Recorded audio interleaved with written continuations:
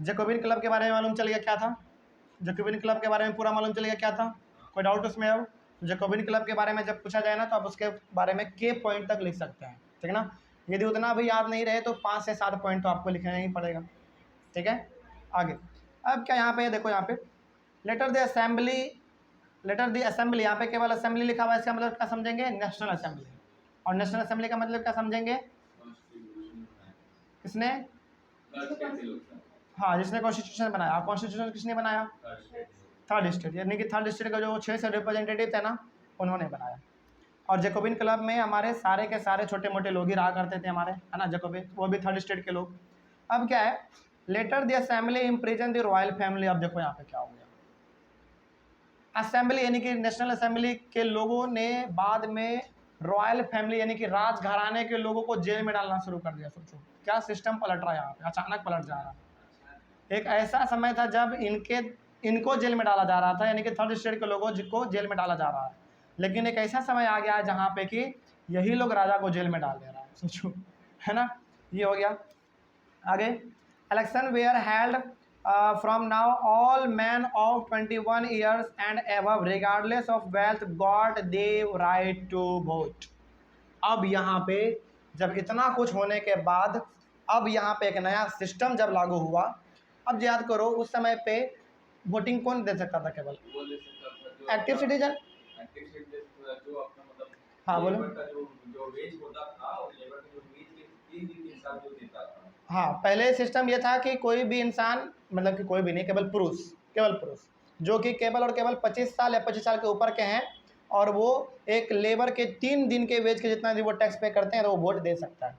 लेकिन अब third state के लोगों ने कहा कि अब ये भी सिस्टम नहीं रहेगा। अब 25 साल से घटा के कितना कर दिया गया? 21, यहाँ पे लिखा हुआ है 21 साल। 25 साल से घटा के कर दिया गया 21 साल। अब किसके पास कितना संपत्ति है उससे कोई मतलब नहीं है। अब केवल उम्र आपका कितना होना चाहिए? 21 साल होना चाहिए या फिर 21 साल से ऊपर होना चाहिए। हाँ, यही तो पकड़ने वाला पॉइंट है, समझ गए बात को। लेकिन यहाँ पे भी वोमेन्स का बात नहीं कहा गया है। तुमको एक बात जान के बड़ा आश्चर्य होगा, जब फ्रांस आज़ाद हो गया ना, जब फ्रांस में डेमोक्रेसी आ गया उसके लगभग 100 साल बाद फ्रांस में औरतों को वोटिंग राइट मिला। इंडिया में तो बहुत पहले मिल चुका है लोग औरतों को वोटिंग राइट, उस समय बहुत पहले मिल चुका है। तुम लोगों को मतलब ये ज़रा सोचो, फ्रांस जब डेमोक्रेसी को हासिल किया उसके लगभग 100 साल बाद, 100 साल के बाद लगभग औरतों को वोटिंग राइट मिला। बात समझ रहे हो? वो भी डेट यहाँ पे लिखा हुआ है, सब आ जाएगा हमारे यहाँ पे, ठीक है। तो अब समझ में आ गया कि वोटिंग राइट अब कितना होगा। सॉरी, वोटिंग राइट हर एक पुरुषों को तो है, लेकिन वो सारे पुरुष अब वोट दे सकते हैं जिसके पास की धन संपत्ति है या फिर नहीं भी है तो वो भी वोट दे सकता है। बस उसका उम्र 21 ईयर्स या फिर उसके ऊपर होना चाहिए। आगे बढ़ते हैं फिर। The newly elected assembly was called the convention. अब जो नए नए असेंबली हमारे बनेंगे, अब चूंकि देखो असेंबली हमारा कैसे बनेगा, यानी कि नेशनल असेंबली कैसे बनेगा, लोग पहले अपने रिप्रेजेंटेटिव को चुनेंगे, रिप्रेजेंटेटिव फिर हमारे नेशनल असेंबली के मेंबर को चुनेंगे। तो वो जो नया मेंबर हमारा चुना रहा था ना, उसी को कहा गया बाद में कन्वेंशन, याद रहेगा। तो अब यहाँ पे आप कह सकते हैं कि नेशनल असेंबली का दूसरा नाम कन्वेंशन। ये 2 चीज़ याद रखना, जैकोबिन क्लब का नाम बाद में हो गया था सेंट क्लूटोस और नेशनल असेंबली का बाद में नाम हो गया था कन्वेंशन। समझ गए बात को? हाँ, ऑस्ट्रिया और प्रूसिया के बीच में जो वॉर हुआ वो जीता कौन?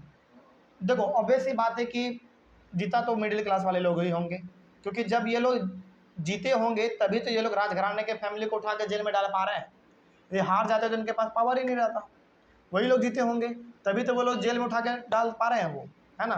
तो अब यहाँ पे जो नया नया जो इलेक्शन हो रहा था उससे जो हमारा नेशनल असेंबली बन रहा था उसका नाम रखा गया कन्वेंशन। उसके बाद फिर आगे क्या है, अब ये सबसे बड़ा पॉइंट यहाँ पे लिखा हुआ है, on 21 September 1792 it abolish the monarchy. सोचो यहाँ पे, and declared France a republic.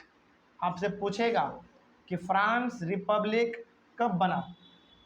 France Republic बना हमारा 21 सितंबर 1792 को। उसी दिन उन्होंने पूरी तरीके से मोनार्की को ख़त्म किया और वहाँ पे रिपब्लिक आ गया।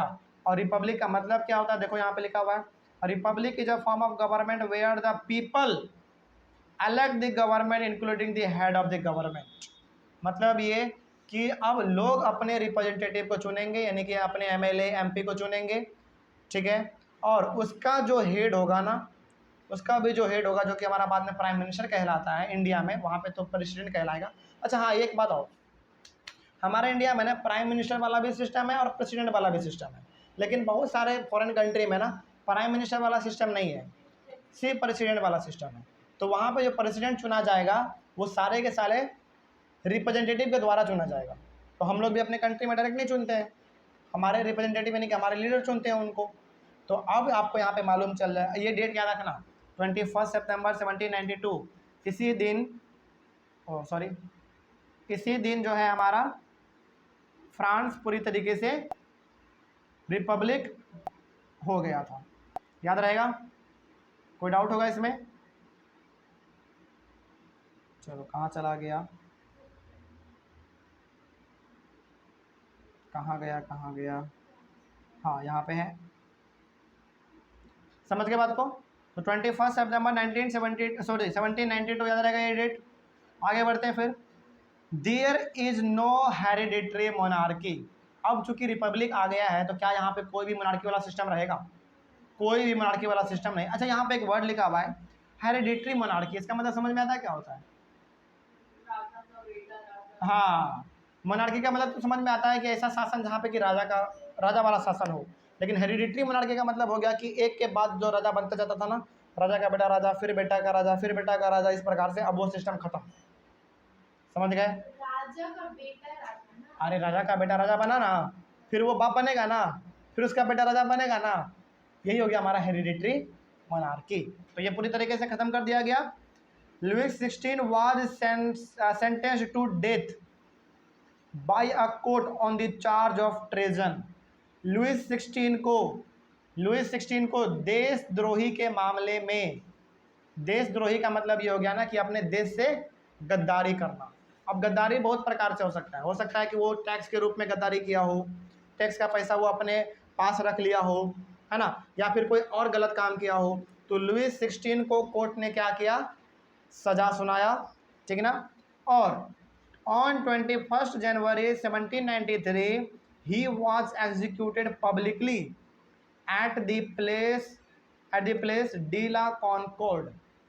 अब जरा सोचो यहाँ पे, ये मतलब सोचने वाली बात है कि एक समय ऐसा था जब लुइस 16 और उसका फैमिली पूरी तरीके से पूरे फ्रांस पे राज कर रहा था। एक ऐसा समय आ गया जब लुइस 16 के ऊपर ही केस चढ़ गया, यानी कि उसके ऊपर उसी को सज़ा मिल गया। और जब उसको सज़ा मिला तो वो भी सज़ा मिला डायरेक्ट डेथ का, फांसी का।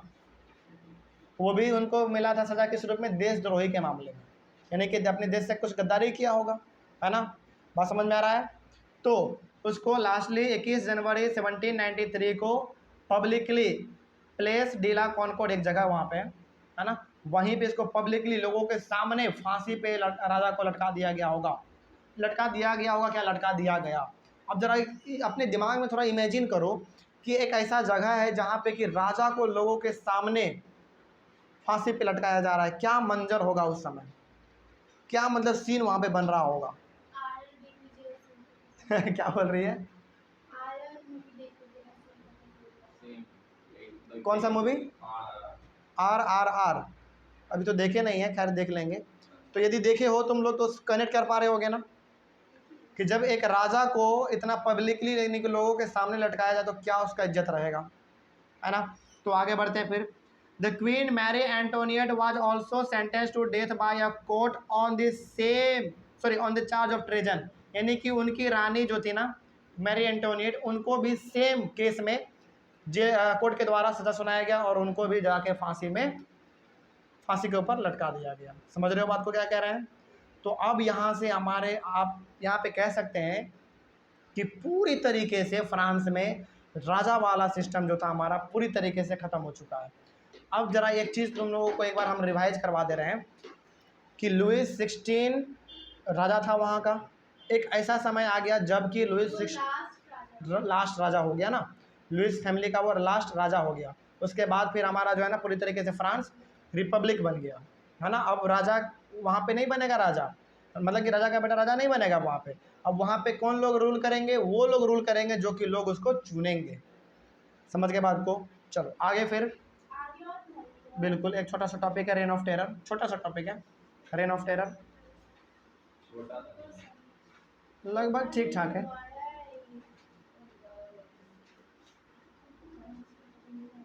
अच्छा सुनो, पहले सुनो यहाँ पे ध्यान से, बात नहीं सुनो पहले। खैर यहाँ तक समझ में आ गया, यहाँ तक समझ में आ गया। तो अब यहाँ से पूरी तरीके से राजा वाला सिस्टम खत्म, क्योंकि लुइस 16 भी नहीं रहा, उनकी पत्नी भी नहीं रही, है ना। दोनों को फांसी पे लटका दिया गया देशद्रोही के मामले में। अब हमारा आता है next topic rain of terror, इसके बारे में पढ़ लेते हैं हम लोग।